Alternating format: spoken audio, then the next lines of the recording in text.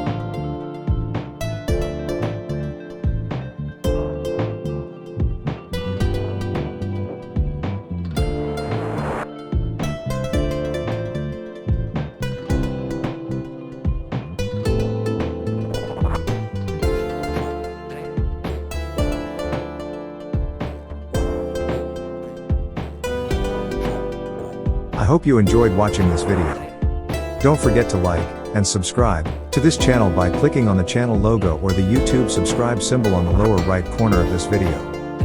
Looking forward to create more content with my travel adventures. Thank you again for the support.